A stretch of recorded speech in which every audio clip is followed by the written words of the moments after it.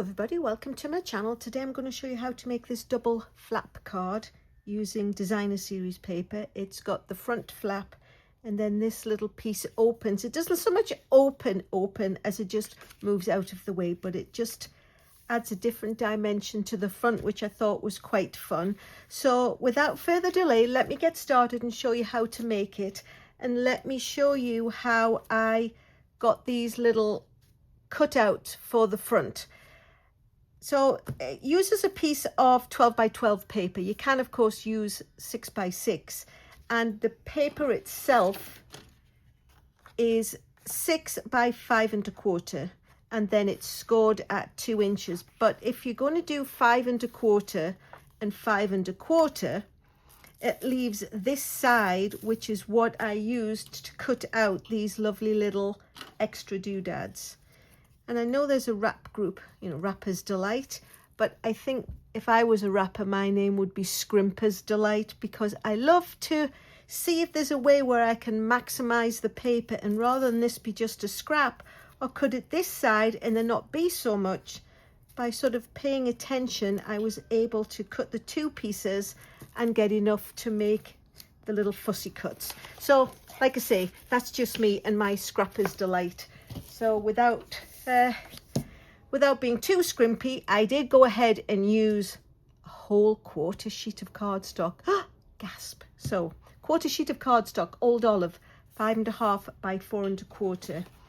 And then there is the piece of designer series paper, which is 6 by 5 1/4, and it's scored at 2 inches, which gives us this lovely fold over. So the nice thing, of course, with Stampin' Up! Designer series paper is it has designs on both sides, and it's nice to be able to highlight them both at the same time.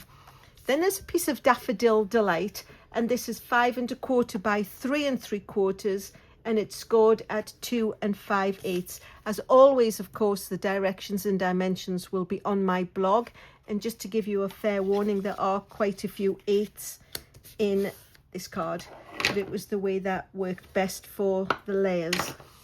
The next cutting, again, more 8s, sorry guys, it's 2 1/2 by 3 5/8, and you need a balmy blue and a basic white. One's for the inside, one is for the outside, and then the extra smaller layer is 3 1/2 by 2 3/8, so it's just a little bit slightly smaller. And other than fussy cutting out the flowers that we saved from the edge of the 12 by 12 paper, that's it. So let's get started and let's get building. So I'm going to go ahead and put the designer series paper onto the card. So after the 2 inch piece is folded over, it has become 4 by 5 1/4, which is pretty typical size for a layer. So that goes nicely. And then of course this size, the 4 1/4 by 5 1/2, fits into a standard envelope. And then we'll put the big piece of basic white on the inside. You do have to just be careful because there's only 1/8 of an inch between them, to be sure that you're cutting them the right size, but also to be sure that after you've done that, you're putting them in the right place. So that's going to be the inside of the greeting, and then we can go ahead and stick this onto the front. So it just goes in the middle, and I was going to use the same pattern again and have the bigger flowers, which are these ones. This piece of paper is actually this way round, but then I thought if I do it this way, you actually get to see more of the smaller flowers. So, you can play around with your piece of designer series paper, and if you're using a 6 by 6 sheet, it's already 6, and you're just going to cut a little slither off the bottom, and then as long as it's not too dominant in orientation, you can go ahead and turn it round. So then we can put the balmy blue on the front. So that just layers on as usual. And then before we put the basic white piece on, I'm going to go ahead and attach the fussy cuts and also do some stamping. So the fussy cuts would go like this, but if anything were to happen, I would have to peel those off again. So I'm just going to lie them in place, and I'm going to bring in the Balmy Blue ink, and I'm using Just a Note, which came out of the Simply Said favourite stamp greeting set. So we'll just ink that up nicely and stamp that. That's real easy. Go ahead and close that. And then, because there are a lot of pointy little pieces on these flowers, I'm actually doing it on my silicone mat. So any stickiness that overhangs just goes on the silicone mat, and for some reason, it's a bit like silverfish. You know how they just disappear if you scrunch them?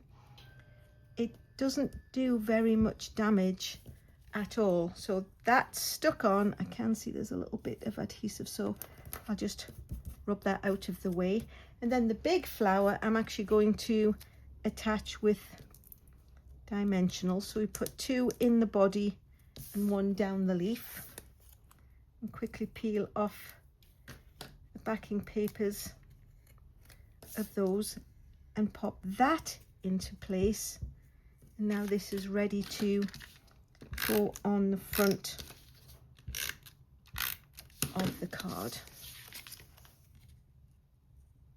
So just give that a nice border. It's only 1/8 of an inch, so it's not very big at all. And then, just to give it a little finish off, I'm going to use these opaque faceted gems. I've had them for quite a while.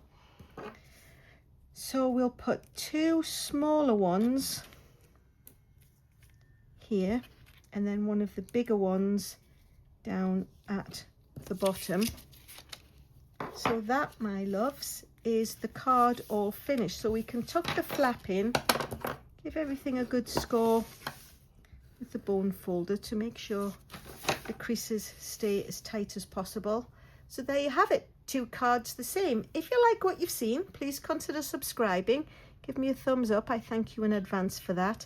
Like I mentioned, all the directions and dimensions will be on my blog. If you've got a question or a comment, pop those in the box below and I will always get back with you. And in the meantime, thanks so much for watching.